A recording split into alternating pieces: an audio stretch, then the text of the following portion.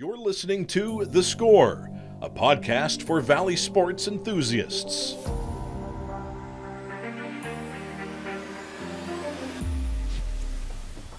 Hi, everybody. Welcome to The Score podcast as we come to you from the downtown studios of 21 WFMJ. Happy to be joined by Tyler Burk from Youngstown State University, who is the director of NIL at Youngstown State. Tyler, thanks for joining us. And I guess the first place to start, NIL has been in existence now for almost 5 years. It's something different. It's something new. Yeah, no. Well, first, Dana, thanks for having me on. I'm very excited to get to have this conversation with you. NIL first became a thing when states kind of forced the NCAA's hand in July of 2021. It kind of coincided when I actually got hired full time at YSU, which kind of lined up perfectly. And that's really where the NIL journey kind of gets started for just at YSU and for myself in general. Most schools at the time, they didn't really think NIL was going to blow up to be what it ended up being. Pretty quickly, everybody kind of thought it was going to be the local Dairy Queen's giving free blizzards to like the team, or at most maybe the local car dealership's going to do a deal with like the star quarterback. But it way eclipsed that really fast. But at the time, it was all right. Give this new thing to the compliance department, which my trade is, and I still work at YSU. Give it to the compliance department and have them just make sure we're not breaking any rules. But quickly, and I kind of picked up on this pretty quickly as I kind of dove into NIL, was if we're going to be competitive and on the cutting edge at YSU, we need to be more than just making sure we're still making sure we're following the rules. That's still a big part of it, but we need to have a program and expand it. And that happened really, really fast throughout the fall of 2021 of realizing, all right, even though you were seeing it at like the Power 5 level, like your Ohio States, your Michigans, whatever, of how NIL was like starting to really pick up steam and become like a major thing. You could see that it was already starting to trickle down to our level. So we wanted to be at the cutting edge, and that's kind of where we went from there. NIL, name, image, and likeness, started in July of 2021. University, I think it caught everybody kind of by surprise how quickly these deals were coming. Yeah, absolutely. I still have the Excel sheet, because that's what we started with, of keeping track of the NIL deals from July of 2021. It was, all right, we'll have this Excel, we'll just write some names down, and then I think the list got to about 30 within about 2 weeks, and we're like, all right, this is getting, we needed to figure out something more than this, and so we turned to, they're still our partner Open Doors for some of their, compliance solutions and things like that. But yeah, I remember, being there in the lead up, some of the talk of maybe the NCAA is going to do come up with their own policy, and then they end up backing off and deferring to state law right at the last second. But yeah, we didn't really know what it was going to be. We didn't know if we were going to have any deals or what it was going to, look like. And then all of a sudden, July 1st hits, and, we have a bunch of students like, hey, I got this deal. And we had to figure out kind of on the fly of, how are we going to handle so many deals at, such a rapid pace. So let's back up to there. So they come in, I have deals. So how does an athlete get a deal? And what was your job to make sure the deal was on the level, so to speak? Yeah, so at that time, a lot of the deals were just like social media based.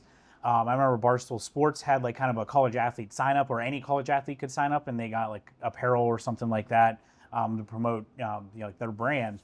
But that's where where we were seeing it from the beginning was, a lot of these social media brands, whether it's like on Instagram, whatever, you name social media platform, they, are looking for influencers or people that, have a following, generally younger people, which college athletes kind of fit that perfect mold.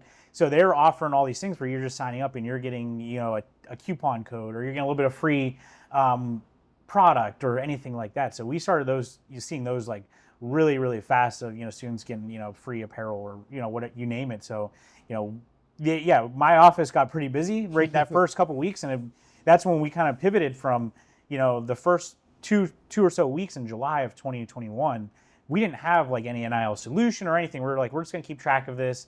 I had the students, basically DM. So that was the contracts. And still that's how it kind of works right now is, there's no official like 8-page contract you're looking through. It's like a DM saying, hey, we're going to give you a coupon code. Can, you promote this? So it was, tracking those things down. And then, quickly realized, Excel sheet isn't going to be sufficient for this. So this starts in 2021 and already changes have been made. Now where universities pay the athletes direct. So it's kind of gone from here to here now, right? Yeah, and really it evolved from 21 to 2025. There was multiple rule changes, some of it forced by courts, allowing these booster-led collectives, which I'm sure we'll talk about collectives throughout this thing, just to define for people that don't know what they are. When NIL started really taking off, all these they started with the larger schools, and they're boosters, big-time supporters of those brands, those schools. And they figured out it's better to basically form an entity and pool all their money together. So that's where the collective comes from, is a collective of everybody kind of like putting their money together to bring NIL opportunities to student athletes at that specific school. So there'd be one form for Ohio State. Everybody kind of pulls their money together for that collective, and then they enter into deals with the Ohio State student athletes. So that was a big thing when those collectives started popping up. And we'll kind of toot YSU's horn. We were, I think, third to the market when it comes to having a collective support that school in the state of Ohio. So we beat almost every MAC school, or I think all MAC schools, and some of the other major schools that are in the state of Ohio. But that was a big kind of like tipping point. Sometime in 2022, early 22, when those things really started taking off. And the next logical step was they wanted to be involved in like the recruiting process and things like that. But the NCAA stepped in and said, no, like you can't be doing that. But then a court case came down, I think it was in early 23, that basically allowed them, they said, these boosters and these entities, are permitted to talk to prospects. That's giving them the, those prospects, those transfers, the best, knowledge and, what make them to make the best decisions on where they're going for, their school. So that, and then also in the background of all that was the court cases that had changed the transfer rules. Because before it was you had to sit out a year. You transferred, you had to sit out a year unless you're going from like FBS to FCS or something like that. But then there was court cases. Well, first then the NCAA changed the rule to you had one free transfer, and then court cases came in and eliminated that, and now you could transfer, at will basically. Sure. So having both those going on at the same time really kind of, they fed on each other, and it made it a really, evolving environment really fast, where collectives wanting to get involved and talk to these students before they even came to campus. Sure. So that was a big change. And then now coming up to this year in 2025, there was and kind of backtracking a little bit to July of 21, so NIL becomes a thing. Student athletes who were student athletes before that, they sued the NCAA for missed opportunities. Sure. So this ended up becoming the NCAA court case. They got class certification, so the NCAA came to a settlement with them, and that's what led to now schools being able to enter NIL deals directly with the student athletes. I mean, I think it was a good idea, but I just think it was too convoluted and happened too fast. So break it down at Youngstown State. How many student athletes have NIL deals? And I read somewhere where over $520,000 over the last 3 years was kind of paid to these students. Yeah, so and that's per year for those students. So over the last 2 years, we've had over $520,000 in NIL compensation each year paid out to student athletes at YSU. So we're really proud of that mark. We're one of the leaders in the mid-major space. We're even a little bit bigger than the mid-major space. Ultimately, on a yearly basis, it's hard to. I don't have the exact number of how many student athletes. It's a lot. Sure. Every single sport at YSU, minus our two tennis teams, which are mainly filled with international student athletes, which is we could have a whole podcast on international student athletes in NIL. But other than those two, every year, the last 2 years, we've had at least one NIL deal for somebody on each sport. So that's something we're really proud of. All of our sports, somebody's getting some kind of NIL deal. I do have a couple numbers that over the last 2 years, we've had at least 50 student athletes get an NIL deal of at least $500 or more. So that's about 10% of our student athlete population is getting at least one deal for $500.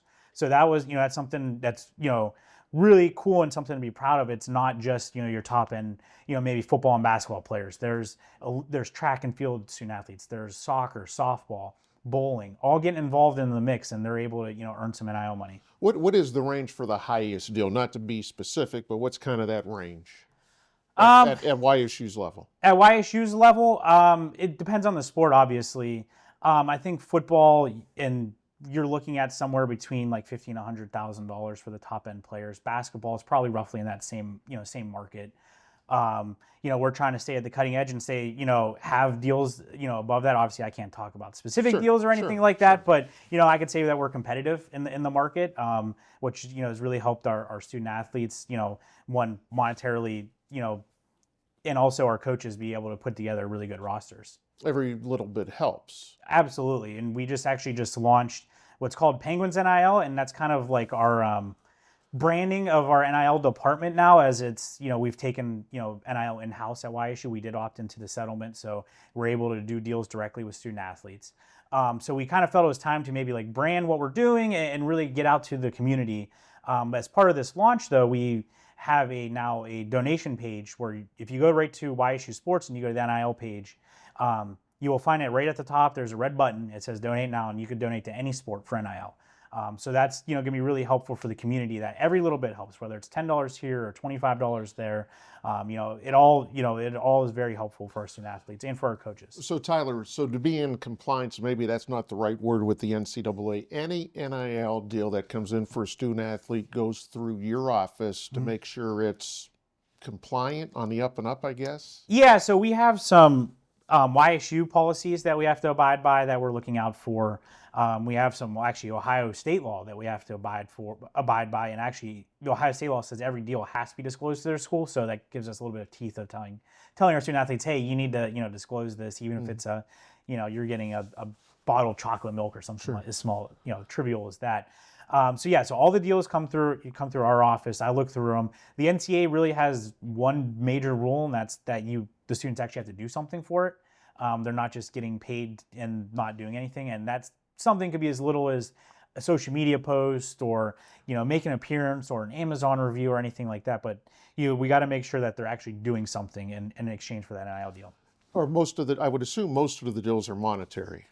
I would say yes, most, but it's a lower percentage than you may think. Okay. There's a good amount of deals where student athletes are getting, whether it's product or apparel or merchandise or whatever, you could think of that's actually not money, but it's actually worth something. We see a decent amount of this. If I had to wildly speculate, I would say it's probably like 80-20, like 80% monetary, 20% of other things. Can you have more than one deal? Can an athlete have more? Yeah, absolutely. I mean, we have student athletes that have on a given year, probably 15 to 20 deals. Oh, wow.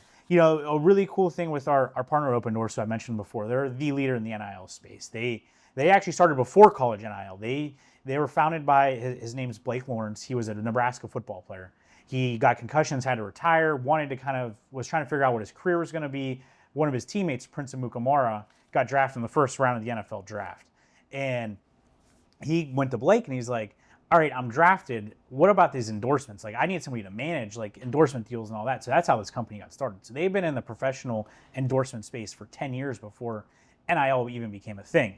So they came around, and we partnered with them pretty quickly. They were definitely, they're one of the two leaders in the NIL space. We think they're the leader, but we're a little bit biased. Anyways, but as part of our partnership with them, they have opportunities on their app that our student athletes have access to that they could sign up for. There's around 25 to 30 at any given time.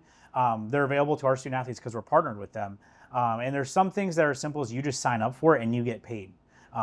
We have one where you sign up with an apparel company and you get $20. All of our student athletes have access to that. So they take advantage of that. I really push that on our student athletes because these are things that, they're available to them, but they're not available to anybody else who's not partnered with Open Doors. And they're kind of like low-hanging fruit. These are things that if you want to get started in NIL or if you're already in it, like these are ways you can earn some money, and it's available to you right, a couple clicks on your keyboard or on your phone. Are you seeing where athletes are coming in saying, I have a deal, or companies coming, or does it work both ways? It works both ways. We have, on a given year, a handful of times, companies coming to us and saying, hey, we want to work with so-and-so athlete, or, we want to work with a athlete, but we don't know who, like, can you point us in the right direction or connect us with? And, we have a lot of student athletes, that come down and they want to get started in the NIL space. I have a lot of meetings. Last year, I probably had like 60 to 70 individual meetings with our student athletes of, they want to get started in the NIL space. They don't know how to get started. So it's sitting down, showing them the resources that we have available, whether it's Open Doors, our NIL merchandise that they can get signed up with NIL Store. it's officially licensed merchandise, so it has the Y, it says Penguins, the right red, has their name and number. They get a percentage anytime somebody buys something from there. So it's showing them, those resources, showing them the resources we have with our education, showing them the resources that, or just, general, points of like, here's what you can do. Like whether it's, here's how you can help monetize your social media. Here's how you can grow your social media following to help monetize it. All those kind of things to help them get started. When can a new student athlete, like let's say there's an incoming freshman who's going to play basketball, signs as a letter of intent, when can he start getting those endorsements or get NIL? So that actually kind of depends on their state law. Okay. Right now, Ohio is one of the very few states that doesn't allow NIL right now. I think we're down to only 5 or 6 states that don't allow it. So that's one of the main things, because if their state doesn't allow it, obviously they can't do it right then, because you don't want to jeopardize their senior season of high school eligibility. So even though he signs, or he or she signs that letter of intent where they're quote unquote property of the university, they can't do it until they're actually enrolled then? Well, once they get into the summer and they're kind of out of their high school athletic association's umbrella, then they're free to start moving forward, and we'll get them, throughout the summer. It's getting them uploaded on our platforms, like our Open Doors platform, where they can start doing deals on there. It's, I get in front of all of our, new student athletes. Actually, it's the Friday before school starts, so it's kind of like my introduction. Most of them are just getting to campus for the first time, so I get to, I go in front of them for about 15 minutes, and I go over all of our, the basics of NIL and how it works and what we provide. Do you have some? I'm sure you have coaches. The coaches at YSU come down to you and talk to say, hey, where are we at with NIL? Is that part of the conversations? Yeah, and more, some coaches more than others. Some coaches have adapted really quickly to the NIL space, and they're heavily involved. And some of our coaches can't. And some of it has to do with whether it's quote unquote a revenue sport, our basketballs and our football, or our non-revenue sports. How important that is in their recruiting process.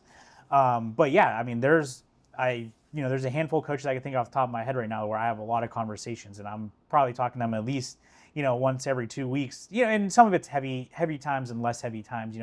Around their portal, when their portal windows are opening, there's a lot of these conversations happening. And when you're kind of this time, it's a little bit less with coaches, because your roster's set. There's no portals opening up. They're kind of focused on their seasons. You touched on the collective. That was kind of part of this when it first started. Mm-hmm. We're going to retract here a little bit. Yeah. The collective will no longer be part of the existence, correct? Yeah, so the collective was a third-party entity. It wasn't associated with YSU, but they formed it to support YSU student athletes and get them, as many NIL opportunities as possible. We worked really closely with them. They were a great group of people that were running it. When the settlement came out for the House versus NCAA and the option to move and do internal NIL deals came up, we had a lot of meetings throughout last fall, fall of 24, and in the spring of 25 of how we were going to handle that. And ultimately, we got to a spot where we were going to opt into the settlement, because we wanted to compete at the highest level, and that's how you had to do that if you wanted to. And ultimately, every Horizon League school opted in. And then 2 was, all right, how are we going to handle NIL? Are we going to still do utilize a collective, as a partner of ours and support them, or were we going to move all of this in-house? And, we came to the conclusion that it made sense to move it all in-house. And it's already starting to pay off. We're going to have more NIL dollars come through this year than last year. We're on track to well surpass that. So, some of the more, the levers we can pull and have more, resources behind what we're doing. And it's not somebody who's just volunteering. That's helped a lot. And so we're, that's, obviously already paid off. And ultimately, as part of the settlement, also there's this new third-party deal. I guess you have to disclose third-party deals to this company called NIL Go. Sure. And they review the deals for fair market value. And what you don't want to be in a situation is you stay with your collective, and all of a sudden they sign a student athlete, and this NIL Go says, no, this is over fair market value. You got to reduce this dollar amount. We really wanted to avoid that. We didn't want to get in a situation like that. So it made sense. There's larger schools like, say, your Ohio States of the world, who are going up to the cap. The cap that you could do internal deals with is like $20.5 million this year.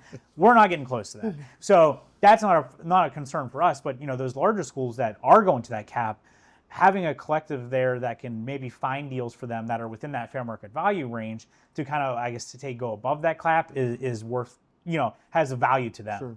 but it didn't for us. Obviously, there's restrictions for the obvious reasons. Yeah. Are there many more restrictions for NILGs for college athletics? Well, a lot of those restrictions have, kind of been pulled back, whether it's due to court cases or fear of future court cases. The main thing is, as I touched on earlier, is the students actually doing something. They're not just getting paid to play their sport. They're promoting a company or something like that. And then, now if it's a third-party deal, so if it's a deal that's not with the university, it goes through this process with NIL Go. And, we've had, a handful of them come through, and they've all gotten approved for us. But I could see where, if you're at a larger school and you decided you wanted to just stick with your collective, where you could, and we've heard horror stories of their deals getting denied on NIL Go, and we're kind of glad that we're not in that spot. I know you have local companies. You have national companies involved? Yeah, we've had national companies involved. Our student athletes have had deals, and actually I just went over this with a women's basketball student athlete the other day. We've had national companies such as like the WWE, Snapchat, Dunkin' Donuts do deals with our specifically women's basketball student athletes. That's been a major thing was they've been able to get deals like that with major national companies. A lot of it though comes from the Youngstown area companies. Sure. And Youngstown, as if you're listening to this, you probably know Youngstown has a lot of pride. Sure. And a lot of Youngstown companies have a lot of pride in YSU, so they really want to get involved. Women's sports may be a little ahead of the game with endorsements rather than the men's sports right now? For the third party deals, absolutely. Our women's basketball team has been unbelievable. I learned a lot from some of our women's basketball players we had, the past few years are not on the team anymore, but that just absolutely killed it in the NIL space. In 22-23, in fact, the top 3 earners in the entire Horizon League across all sports, so including men's basketball, including soccer, volleyball, were 3 women's basketball players at YSU. That was something, I still hang my hat on. Sure. That was, and we, it was, I remember seeing that because they didn't tell me ahead of time. And I saw it, I was like, this can't be real. And they're like, yeah, this is absolutely real. But that just, it shows, the women's sports, they've done a really good job. Our women's sports student athletes here at YSU have done a really good job of, marketing themselves, getting involved in the social media brands, taking advantage of the opportunities that we have on Open Doors. And that's where a lot of these like somewhat bigger deals, I think the Snapchat and Dunkin' Donuts one were both offered to our student athletes via Open Doors, and they were able to sign up through there, and they got picked. So they've done a really good job of putting the effort in and be able to get involved in the NIL space. Tyler, what if someone wants to get involved? You mentioned donors can donate, but if a company wants to get involved who is not involved right now, how do they kind of go about that? Yeah, the best way would be kind of reach out to me. My contact information is right on our website. You can visit our NIL page on our website. Just go to YSUathletics.com and then go to Inside Athletics. There's it will say Penguins NIL. Click on there. We have a lot of good information on there. We have some FAQs on there. All my contact information's on there. That's definitely the best place to get started. The process is actually really simple. I'm working with a local company right now. We had our first conversation on Monday, and they're probably everything's probably gonna be closed and done by next Wednesday. So we can move, as quick or as slow as you want, but the process is really simple for businesses. We want to make it as simple as possible. Are these 1-year deals for the majority from the company standpoint and the player standpoint? Yeah, generally we work on a year-to-year basis. Sometimes we have companies, it's rare, but it happens where they kind of commit to multiple years. But almost all the time, other than those few rare circumstances, it's year-to-year deals. And same thing with our student athletes. We're signing them to either just a one-time payment, or it's going to be for throughout the rest of this academic year. What's the future of NIL? I know it's a loaded question. Yeah, that's the maybe $1 million billion question. Sure. The future.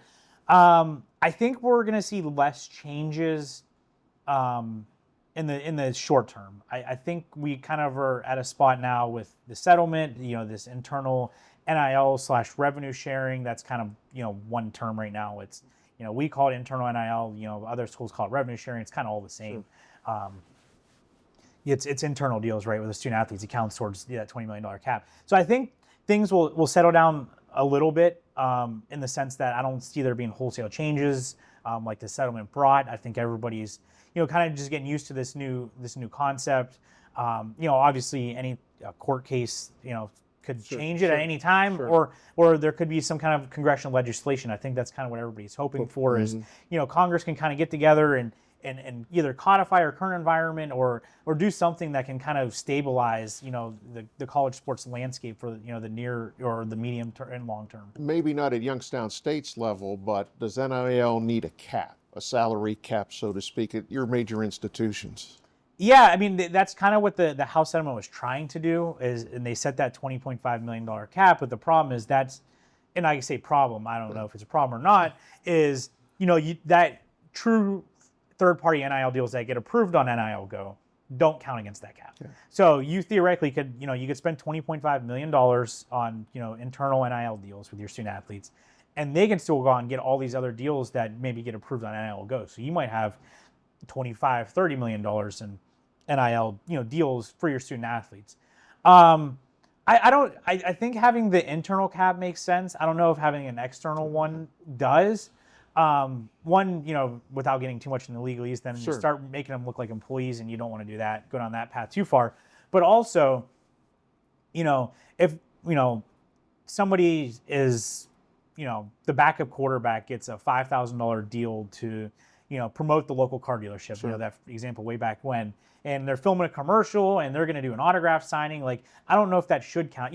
That deal is not necessarily the reason why that student athlete's at that school. It just happened to, happen because they were there. It just appears when this all came out, the NCAA said, yes, we're going to have NIL, but then so much happened where the animals were already out of the barn, and now I think they're trying to regroup, and it may be a little too late. Yeah, I think the only way you can regroup now is with a congressional legislation that gets passed.